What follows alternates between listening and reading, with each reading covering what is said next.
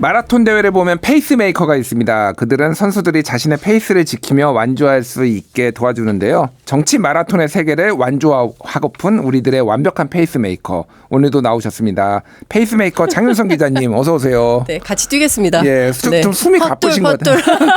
아니, 숨 좀. 네, 숨이 아니 좀 늦었어요. 죄송합니다. 괜찮습니다. 네, 길이 좀 막혀가지고. 예. 예. 페이스메이킹을 완벽하게 하기 위해서 좀 늦은 걸로 이해를 하겠고요. 자, 국회도 좀 페이스메이킹이 좀 필요하지 않나 이런 생각이 드는데 그러니까요. 지금 예. 굉장히 숨가쁘게 돌아가고 있어요. 일단 상임위 구성 얘기부터 해보죠. 국민의힘이 지금 뭐 네. 모든 국회 일정 다 보이콧했잖아요. 네. 민주당은 11개 상임위 가져갔고 네. 그래서 좀 뭐 하여간 난리가 났어요. 네, 맞아요. 예. 그래서 지금 뭐 어떻게 돼가는 거예요? 지금 국회 상황이. 일단 국회 상황은 민주당은 민주당대로, 국민의힘은 국민의힘대로 두 개의 국회가 가동 중이다. 이렇게 봐야 될 것 같아요. 네. 오늘만 하더라도 어제도 마찬가지였고 오늘도 그렇고 어제는 민주당 주도로 국회 가방위가 그리고 오늘은 또 민주당 주도로 국회 법사위가 네. 가동이 됐고요. 국민의힘은 바깥으로 나갔습니다.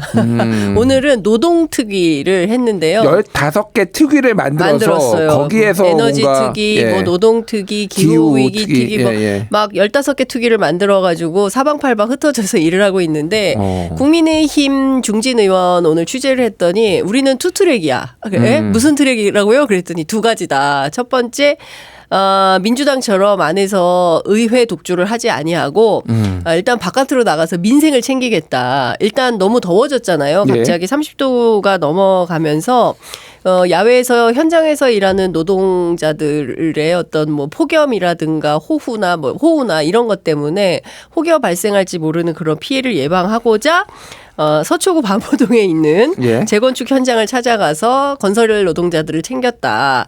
하나는 이렇게 민생 현장을 챙기고 다른 한편으로는 계속 의회 폭거의 부당성을 만방에 알리겠다. 그리고 이것은 무한 반복될 거다. 그리고 대통령에게 거부권도 계속 요구할 거다. 이런 거예요. 그러니까 이제 행정부가 있고 행정부를 견제하는 의회, 그러니까 국회가 그 행정 권력을 이제 견제하면서 균형을 맞추고 민주주의의 원리, 삼권 분립 이게 돼야 되는데 국민의힘은 여당으로서 국회의원으로서의 어떤 그 역할보다 어쨌든 정부 사이드 그래서 민주당의 그 부승찬 의원은 뭐라고 얘기를 하냐면 사실상 국민의힘 국회의원들의 국무위원화. 국무위원화. 네, 그러니까 국회의원이 국무위원이 됐다. 예, 국무위원화가 됐다. 이제 이런 그 얘기도 하는데요. 어쨌든 두 개의 국회가 돌아가고 있고 내부는 상당히 강경해요. 취재할수록 무슨 얘기를 하냐면 그냥 다 주고 싹 다 보이콧하자. 그리고 잘 되나 보자. 결국은 이게 자승자박이 되어서 국민들에게 눈총을 받는 그런 민주당이 될 거다라고 보고 있는 것 같아요. 반대로 민주당은 무슨 소리냐 지금 민생이 도탄에 빠졌고 국회가 빨리 일하는 국회가 돼야 되는 거지 언제까지 저렇게 일종의 몽리, 땡깡, 생떼를 쓰면서 저렇게 있을 수가 있냐. 관련해서 오늘 이재명 대표가 최고위원회에서 무슨 얘기를 했냐면 지금 소상공인 자영업자 대출 연체율이 최고 수준으로 증가했고 자영업 폐업자 수가 작년 대비 벌써 11만 명이나 늘어나서 곧 100만 명이 된다. 이게 지금 죽고 사는 문제인데 국민들이 죽거나 말거나 관심도 없는 거 아니냐. 이제 이런 문제. 이거 도대체 어떻게 할 거냐. 지금 확실치도 않은 유전에 뭐 5천억이네 1조네 뭐 이렇게 돈 쓰겠다고 하고 또 아프리카에 100억 달러 원조하겠다 이렇게 하면서 실제 우리 동네 골목에서 폐업 속출하고 있고 이자 못 내가지고 카드론 빌리러 다니는 국민들 사채업자한테 매달리고 그러다가 가족들 다 끌어안고 죽고 이런 거 안 보이냐 뭐 하는 거냐 이렇게 비판을 하고 나섰습니다. 오늘 그 말씀하신 거 요거는 이제 뭐 영상으로도 많이 나왔는데 약간 화제가 됐어요 사실은. 맞아요. 이재명 대표가 약간 부들부들 떤다 약간 뭐 약간 격정 뭐 이렇게 격앙된 상태였죠. 그래서 화제가 되기도 했는데 그러니까 지금 상황은 매우 불안정하고 좋지 않다. 그러니까 국민의힘은 국민의힘 나름대로 명분을 쌓기 위해서 현장도 나가고 특위도 만들어서 하고 있지만 이거 사실 맞지 않죠. 왜냐하면 22대 국회가 출범했으면 정상적으로 상임위를 가동하고 여야가 협상을 해서 일단 국민의힘은 명단을 내놔야 돼요. 그러니까 상임위에 누가 어떻게 가겠다. 그런 그렇지 않으니까 우원식 의장이 지금 사실상 직권 배분해버린 거 아니겠습니까? 근데 전원이 또 이제 사임계를 제출했다라는 그렇습니다. 거잖아요. 그러니까 나는 그거 안 못 받아 안 들어가 하면서 뭐 이런 방식으로 하고 왜 내 얘기 듣지도 않고 맘대로 그렇게 배정했어. 뭐 이런 거에 대한 비판이 있는 거잖아요.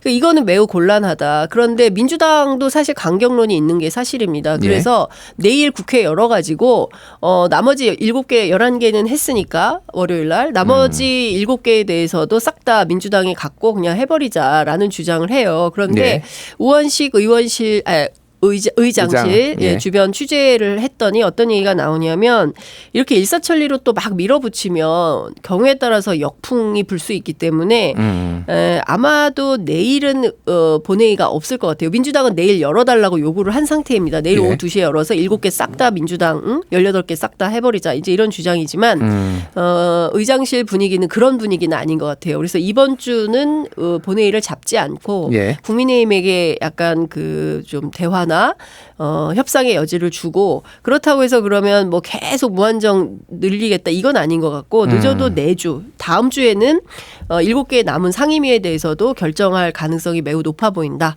이렇게 전망이 됩니다. 지금 이제 민주당에서 가져간 11개 상임위가 있고 국민의힘이 가져갈 것으로 이제 예정된 그 상임위 7개가 뭐 지금 예를 들면 산자위, 네, 뭐 산자위, 국방위, 그다음에 외통위, 뭐 이런 등등인 거죠. 근데 이제 여기에 지금 현안들이 또 상당히 많잖아요. 지금 산자위에서는 지금 영일만 석유 지금 이거 난리 났어요. 그거 국정조사 해야 된다고. 국정조사든 뭐 현안 질의를 지금 해야 되는 상황이고 국방위에서는 당장 오물풍선, 뭐 대북 확성기, 대벽 저 확성기 거기다가 지금 연평도 그 GPS 교란 문제 심지어 북한군이 우리는 한 차례 온 걸로 알고 있잖아요. 어제 국방부 발표에 9일날 뭐 10여 명의 그 북한군이 남으로 오다가 우리가 이제 그 경고 사격을 해가지고 다시 북상을 했다라고 했는데 오늘 부승찬 의원 저희가 인터뷰를 했는데 한 번 더 있었다는 거예요. 한 번 더 있었고 그게 최근이다라는 거고 관련해서 추가로 확인된 사실이 있으면 추가해서 또 발표를 하겠다는 입장입니다. 그러면 이게 지금 오물풍선이와 북한군이 직접 내려와 거기다가 막 대북 확성기 틀어 거기다 또 원점 타격한다고 난리야. 이거 외통위 열어야 되고요. 그 시급하게 정보위도 열어야 됩니다. 정보위. 그런데 정보위는 국회의장이 직권으로 선임할 수 있는 권한이 없어요. 여야가 합의해서 결정토록 법에 되어 있습니다. 국정원 이제 보고 받으려면 간사들이 들어가가지고 듣고 와서 이제 브리핑하는 뭐 이런 방식으로 이루어지고 있잖아요. 그러니까 지금 현안이 그러니까 지금 대한민국이요 18개 상임위가 싹 다 현안이 있어요. 근데 어쨌든 제일 급한 얘기는 지금 국민의힘이 상임위원장을 맡아야 되는 여기가 시급한데 지금 막 안 되고 있다. 뭐. 근데 일부에서는 뭐 그런 얘기도 하더라고요. 오히려 현안을 질의를 안 하는 게 유리하기 때문에 뭐 안 들어오는 거 아니야? 뭐 이런 얘기까지 있더라고요. 그러니까 지금 그 왜 이러냐? 국민의힘 도대체 왜 이러는 거냐? 자기들도 사실은 들어와서 국회의원으로서의 자기 권리 그리고 또 사실 동네 사람들이 보기 아니 우리 국회의원 뽑아놨는데 국회 일정에서 보면 얼굴도 못 보고 이게 뭐 하는 거야? 이럴 수 있잖아요. 그래서 자기들도 하고 싶겠죠. 그러나 왜 이러냐. 결국에는 국회 무력화에는 용산과의 연계 이 문제를 빼놓고는 해석이 불가하다라는 얘기가 나옵니다. 제가 오늘 국민의힘 의원들 몇 분 연락을 해봤는데요. 대체로 한 번에 전화 안 받아요. 몇 번을 해야 전화를 문자 보내고 제발 통화 좀 할 수 있게 해주세요. 막 이렇게 읍소형으로 해야 통화가 요즘 컨택이 잘 안 된다고. 어려워요. 컨택이 잘 안 돼요. 그래서 간신히 통화를 몇 분 했는데 지금 뭐 이 그 원구성 문제도 좀 결정을 빨리빨리 해야 되는 거 아니냐. 그러니까 왜 빨리 해야 되냐. 그런 얘기를 하면서 용산과는 좀 어떻게 하세요? 순방 중이시잖아. 순방. 일단 갔다 와야 뭔가 얘기가 된다. 이게 있고요. 또 하나는 7월 23일 날 국민의힘 전당대회가 있지 않습니까? 그래서 새로운 리더십이 세워지기 전까지는 이거저거 결정 못하고 용산 눈치 보면서 차일피일 일정만 미루다가 새로운 리더십이 결정되고 그 리더십의 판단에 따라서 이런 상임위 배분이나 이런 것들이 결정되지 않겠냐. 그리고 7월 3일 날 임시국회가 끝납니다. 그래서 그때까지는 아무것도 하지 않고 아무 일도 일어나지 않을 것 같다라는 전망이 우세했습니다. 알겠습니다. 자, 조국혁신당 이제 원내로 들어오면서 신속 처리 안건 그리고 안건 조정이 숙려 기간이 단축된다. 뭐 국민의힘 표현으로는 무력화된다. 이런 것이 가능해졌는데 이게 무슨 내용인지 모르시는 분들이 많으니까 설명 좀 해주시죠. 이게 무슨 얘기냐? 소식이냐면 국회법 제57조의 2 이 조항이 있어요. 뭐냐면 안건조정위원회를 결정하는 그런 관련된 법규인데요. 여기에 안건조정위원회 활동기한을 구성한 것부터 90일 안으로 하도록 되어 있어요. 그러니까 석 달 안에 세 달 안에 이걸 다 정리를 하게 돼 있고요.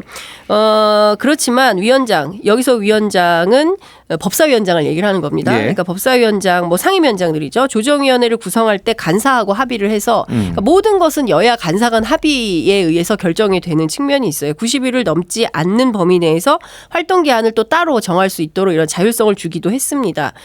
그리고 핵심 조항이 이런 건데요. 그러니까 신속처리 안건조정위원회 여기에서 중요한 포인트는 인원을 구성할 때 어떻게 구성하냐면 국회법에 따라서 의원 수가 가장 많은 교섭단체 이거를 제1교섭단체라고 하는데요. 민주당이죠. 그러니까. 그렇죠. 지금은 민주당이고 뭐 예컨대 국민의힘이 제1당이 됐으면 국민의힘이 1교섭단체가 되는 거죠. 그러면 1교섭단체에 속하지 않은 다른 정당들을 다 합쳐서 동수로 구성을 하도록 되어 있어요. 그러니까 6명을 구성한다라고 하면 민주당이 3명이고 나머지 정당들 합쳐서 3명이에요. 이것을 뭐 계산해가지고 나누는데 이랬을 때 3대 3으로 하면 나머지 그 3명의 몫에서 조국혁신당을 1명을 하게 되면 박은정 의원이거든요. 그러니까 3명은 민주당 2명은 국민의힘, 하나는 다른 정당인데 그렇죠. 거기에 조국혁신당. 비교섭단체 거기에 조국혁신당에 박은정 의원이 들어와 있기 때문에 4대 2 이렇게 돼서 이런 게 다 무력화됐다라고 이제 주장을 하고 있는데 근데 제가 그러니까 오늘 90일까지 가지 않고서 통과시킬 수 있다 그런 거죠. 그렇죠. 그러니까. 조정이 가능하다 이런 건데 제가 오늘 국회 법사위 현장 취재를 했어요. 근데 굉장히 재밌는 취재를 했는데 굉장히 카랑카랑한 목소리로 자기 의견을 내는 분이 있었으니 바로 박은정 의원이었습니다. 박은정 검사 입이 저는 검사가 붙어 있어. 저도 그래요. 맞아요. 이준석도 이준석 의원보다 대표. 이준석 대표야 그냥. 저도 그래요.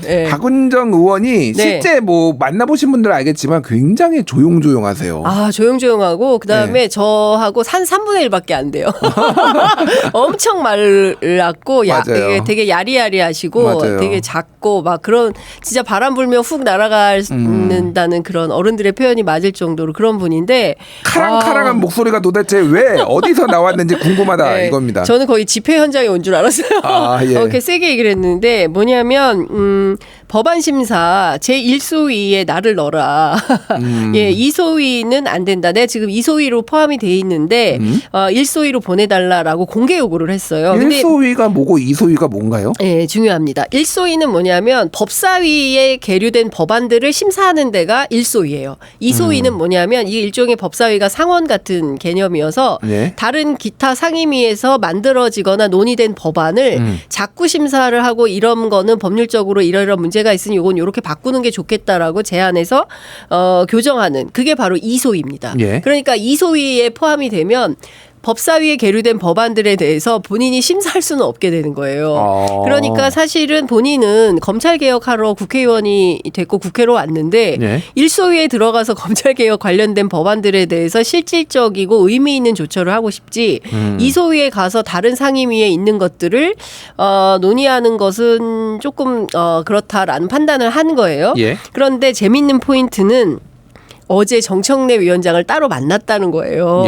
그러니까 이 자리에서 이렇게 얘기를 하니까 정청래 위원장이 그 얘기를 다 듣고 뭐라 그러냐면 어제 다 얘기를 했는데 굳이 그러니까 정청래 위원장도 약간 불쾌했습니다. 그래서 어제 다 얘기를 했는데 그 얘기를 또 굳이 이렇게 다 공개석상에서 그렇지 많은 언론 카메라가 다 돌아가고 있는 가운데 또 이 얘기를 하느냐라는 식의 이제 약간 불쾌감을 얘기했는데 굽히지 않고 계속 얘기를 하더라고요. 그러나 그래서 어쨌든 결정은 못했어요. 안건조정위원회 위원까지 들어가서 지금 이렇게 민주당에 협조적으로 같이 검찰개혁 하려고 지금 준비가 돼 있는데 어떻게 나를 2소위로 보낼 수가 거야. 있어. 그렇죠. 1소위로 가고 싶어.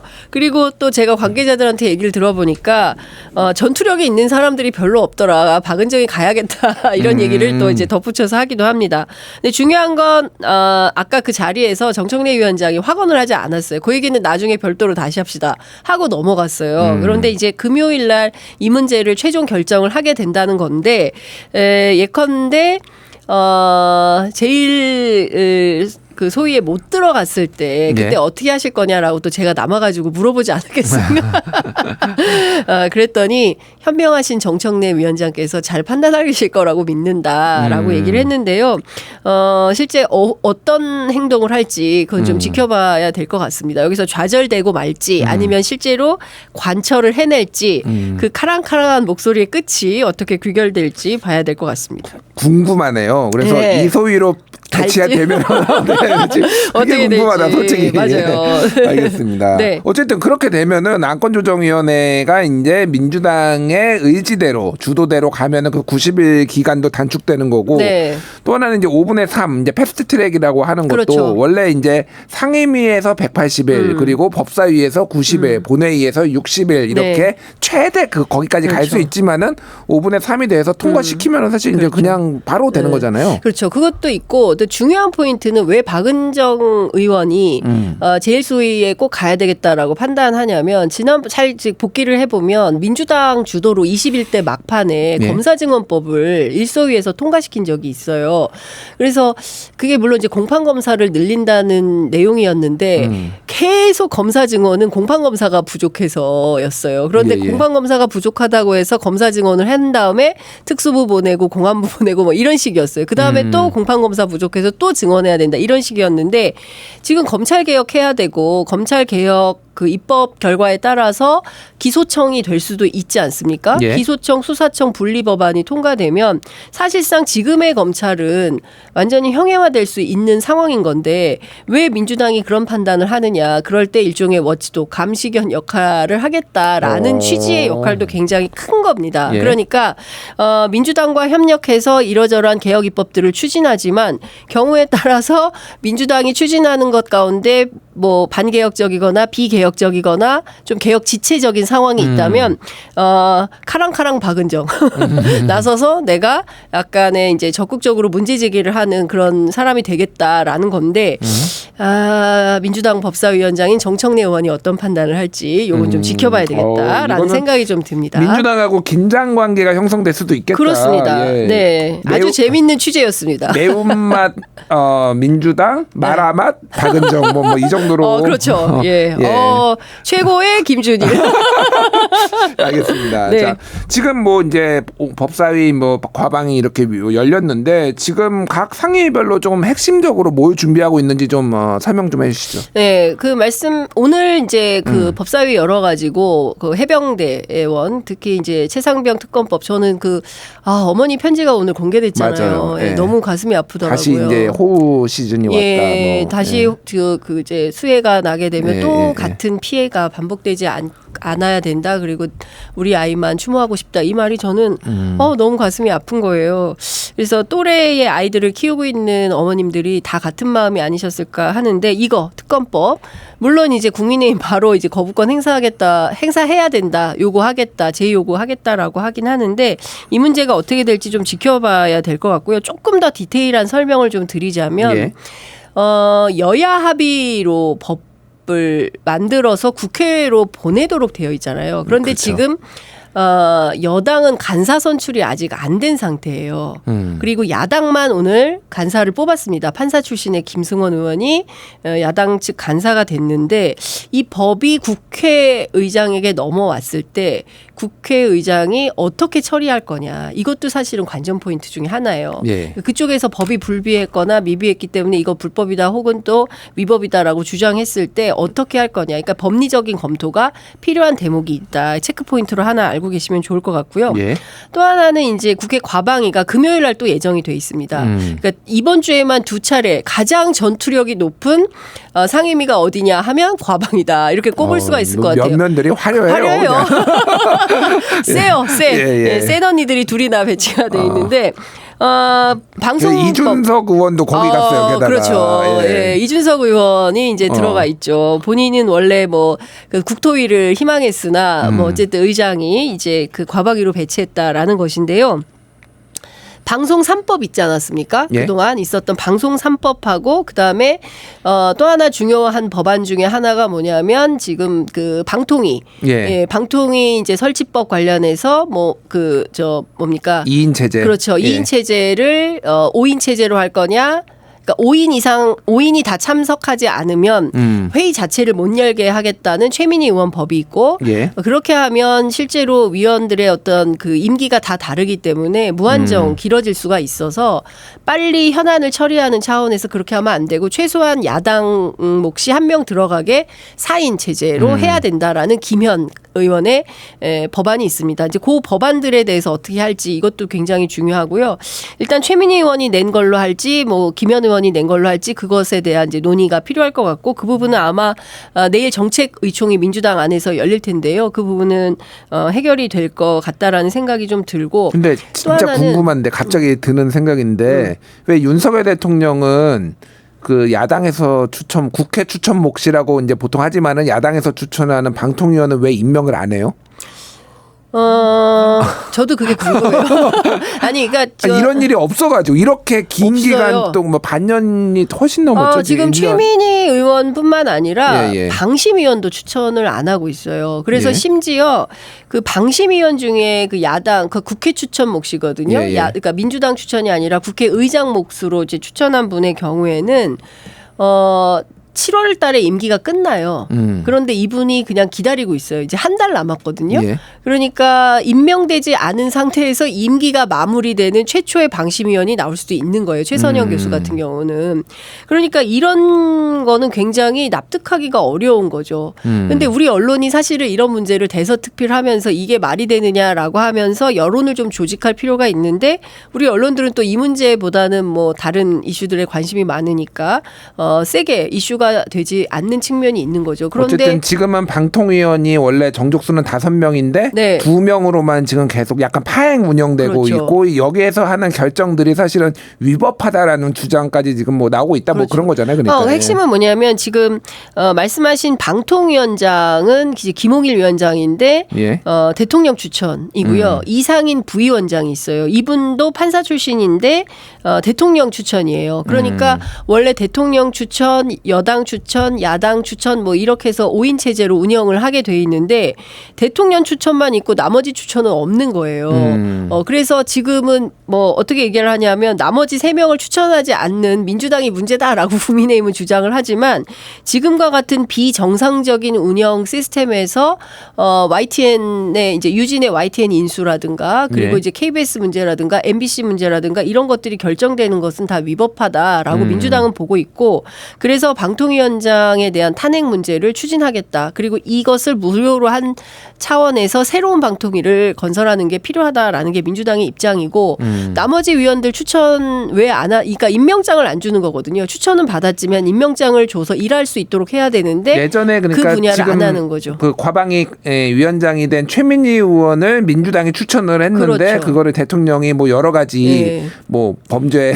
뭐 이런 거 뭐 그때 뭐였죠? 그러니까 범죄가 청과? 범죄가 아니라 그러니까 결격 사유가 있다는 건데 예, 그 예. 결격 사유라는 것도 법제처에서 실제 이 결격 사유가 있다는 것을 확약하지는 않았어요. 지금까지도 결정을 못 하고 있어요. 예. 이게 결격 사유가 해당되는지 안 되는지. 물론 그분은 뭐 이러저러한 과정을 거쳐서 지금 뭐 국회 과방위원장이 됐지만 7개월 7일 동안 대통령이 임명장을 주지 않아서 결국 자진 사퇴를 하게 된 거죠. 근데 이 부분에 대해서 국민의힘 쪽에서는 그 사람이 결격 사유가 있었다. 법률적으로 하자가 있는 사람이야라고 지목을 하지만 그것은 팩트는 아닙니다. 예. 어쨌든 굉장히 오랫동안 지금 방통위가 파행 운영되고 맞습니다. 있어서 그거와 관련된 법안도 지금 과방위에서 다룰 거다 이렇게 얘기를 하고 하나만 더 말씀드리자면 지금 국회가 계속 국민의힘이 불출석함으로 인해서 정부 관계자들이 다 안 나오고 있지 않습니까? 그렇죠. 예,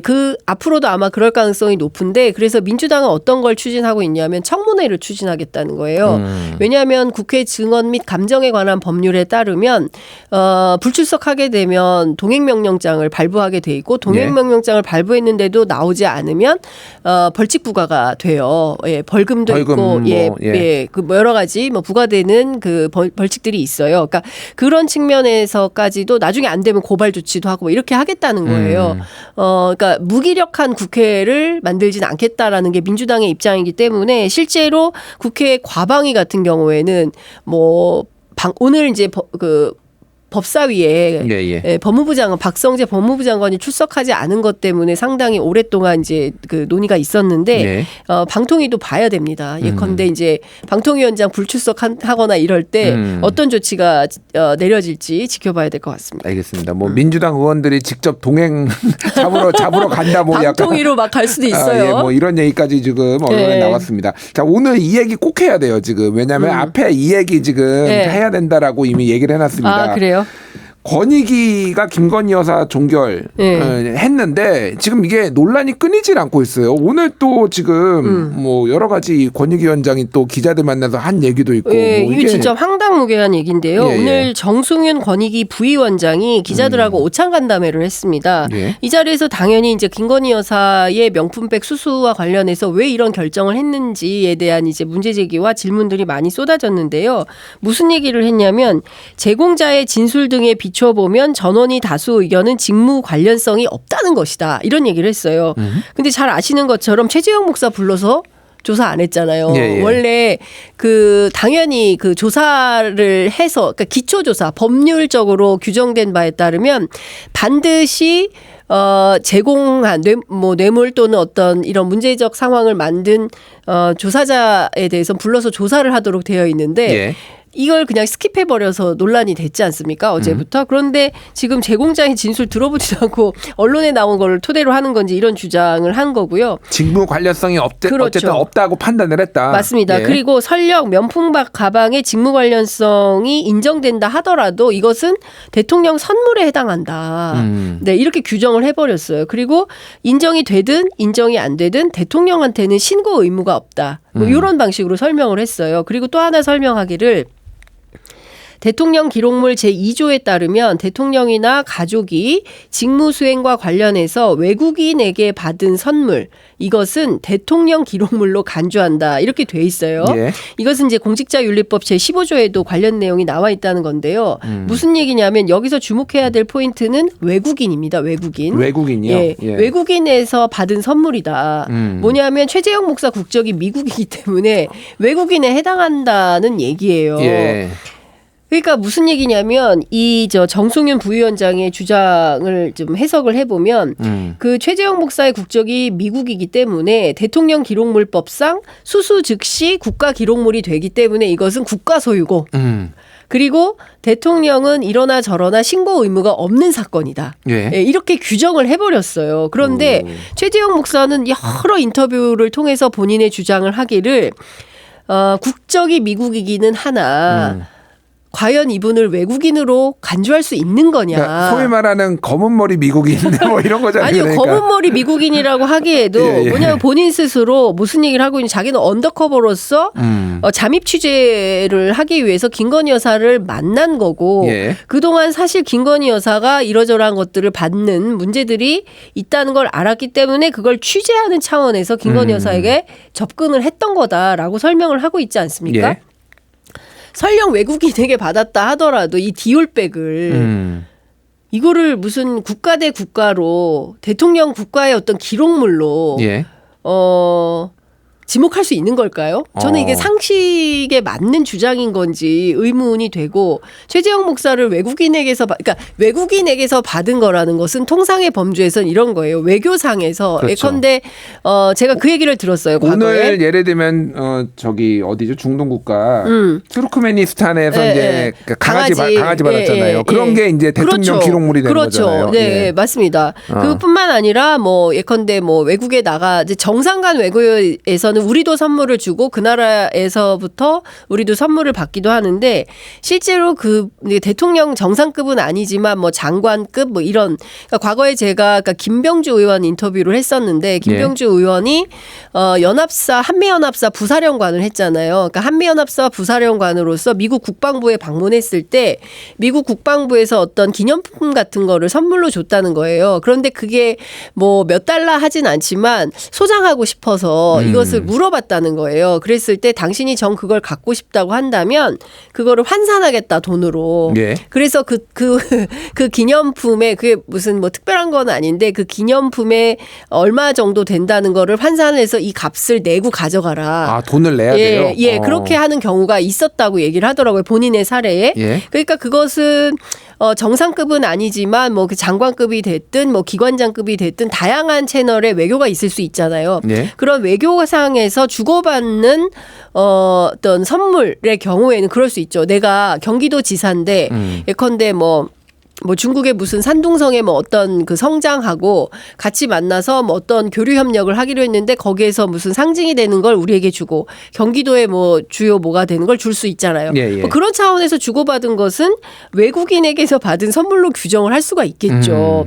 그런데 이것은 그런 직무 수행과 관련해서 받았다고 보기도 어려운 거잖아요. 김건희 여사가 또 직무수행에 해당하는 것도 아니고 네. 그리고 법리적으로 배우자는 처벌 조항이 없으므로 종결 처리한다는 건데 뭐 본질적으로 예, 예. 이것은 예. 김건희 여사가 명품백을 받았지만 이것은 윤석열 대통령의 청탁금지법 위반 사건이 본질인 거예요. 예, 그러니까 도대체 윤석열 대통령이 이 백을 받은 거를 언제 알았는지 그다음에 이 백을 어디다 뒀는지 그리고 현재 어떤 상태인지 사용한 흔적은 있는지 보관하고 있는 창고가 도대체 어딘지 현장 조사를 했어야 됐다. 최소한 어쨌든 조사는 하고서 그러니까요. 판단을 내렸으면은 그거는 뭐 그 판단을 내린 결정을 내린 것도 뭐 결과에 따라서 문제가 될 수 있지만 지금 아예 조사조차도 안 했다라는 게 더 큰 논란이 되는 거잖아요. 그렇습니다. 그러니까. 예. 그리고 이 청탁금지법이 만들어진 배경이 있어요.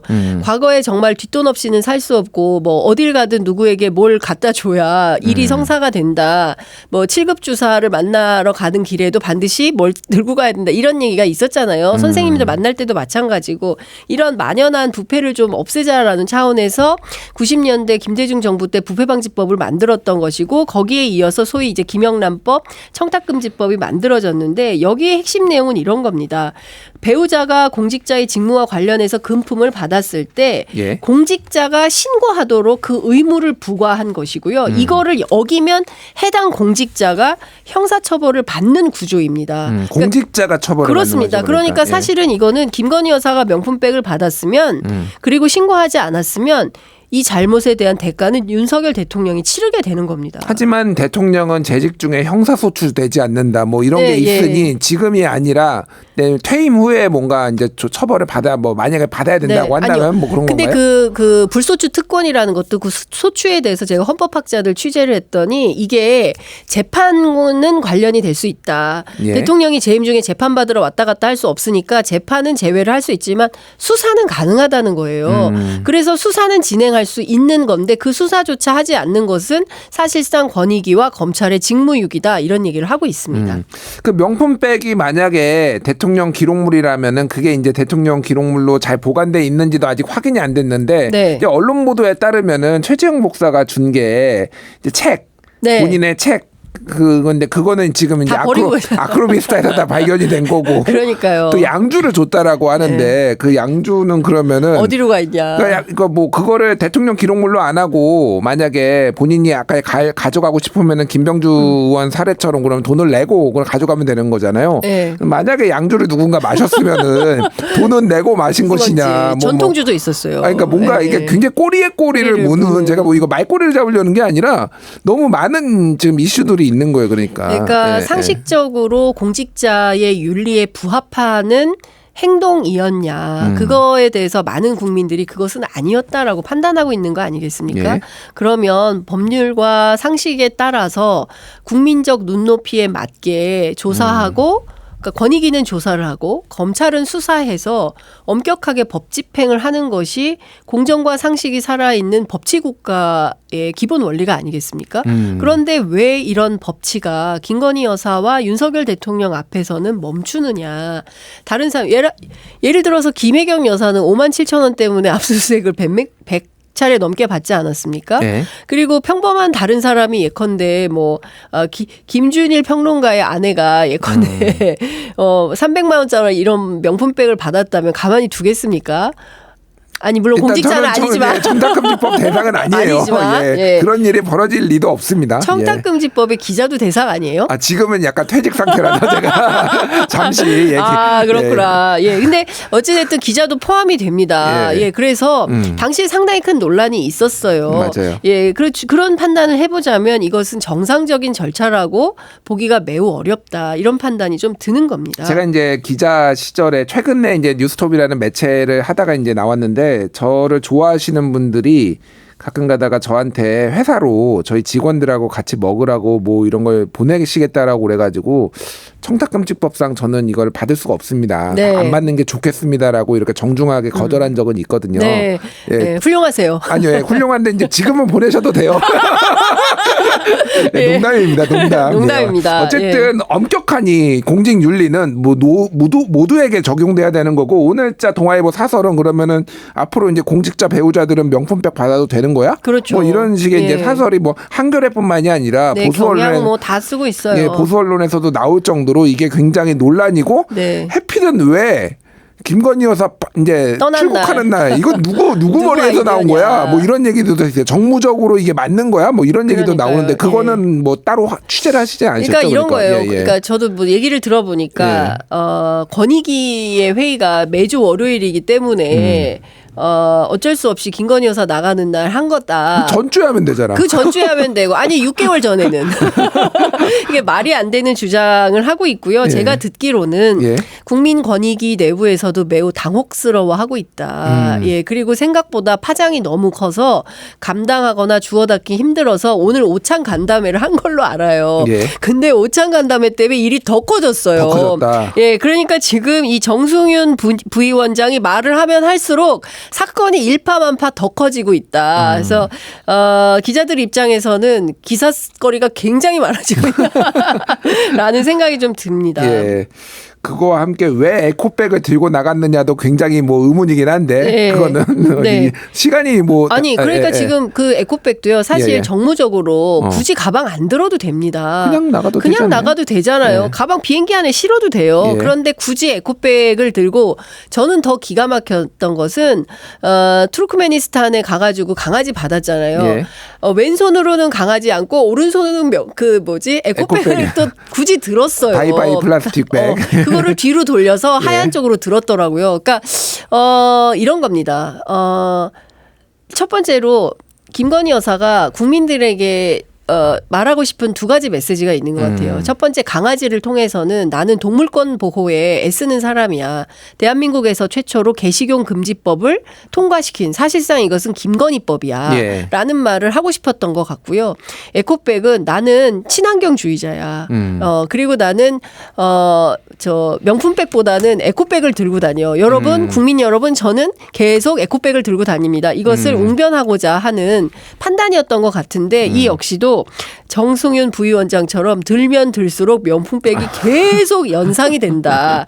정무적으로 매우 안 좋은 판단인 것 같다라는 생각이 좀 듭니다. 알겠습니다. 마지막으로 제가 이제 질문은 아니고 네. 사실은 친환경주의자라는 거하고 김건희 여사하고 사이 매치는 안 돼요. 왜 그러냐면은 뭐가 그런 게 활동이 두드러지지 않았잖아요. 그래서 다만 이제 동물 보호는 확실하게 각인이 됐잖아요. 만약에 에코백을 들려면은 거기에다가 메시지를 바이바이 플라스틱 백이 아니라 개식용 금지 이렇게 정확하게 적어놓으면은 이분이 메시지가 있구나. 야. 거기에 이제 집중이 되는데 네. 메시지가 흐리멍텅하니까 네. 에코백 자체에 오히려 더 이렇게 예, 그렇죠. 집중이 집중을 되다 하게 보니까 된다. 정무적으로도 앞으로는 예. 용산에 좀 드리는 말씀은 김건희 여사하고 용산에 드리는 말씀은 왜 그래요? 개식용 금지라고 써 있는 에코백을 드셔라. 그러면은 확실하게 오늘 투르크메니스탄에서 예. 개를 안았을 때도 개식용 금지와 함께 이게 확실하게 예. 메시지가 전달이 아니, 되지 않을까. 어제 예. PD 수첩에 고발 너무 많이 당한 걸로 표적 김준일 선생 아니 나오던데. 이거는 진짜 조언이에요. 정말로 예. 이거 정무적으로 용산에서 다 듣고 있을 텐데 또 고발 당하면 어떡하려고 이걸 그러세요. 이런 걸로는 고발하지 않으시겠죠. 예. 의견입니다. 의견입니다. 예, 의견입니다. 진짜로 절대로 약간 고발하지 말아주세요. 안타까워서 그래요. 사실은 이 예, 부분이. 맞습니다. 예. 그러니까 참 답답합니다. 국민적 눈높이에 맞는 정치를 하면 박수 받고 그리고 국민들이 얼마나 좋아하시겠습니까? 근데 계속 거꾸로만 가니까 많은 국민들이 답답해하고 있다. 이 말씀 드립니다. 알겠습니다. 예. 예, 오늘 지각하셨다가 한 30분 더 했어.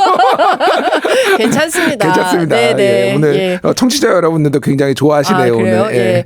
예. 평화방송 사랑합니다. 예, 저도 사랑합니다. 장민성 기자님 다음 주에 네, 뵙겠습니다. 감사합니다. 예, 감사합니다.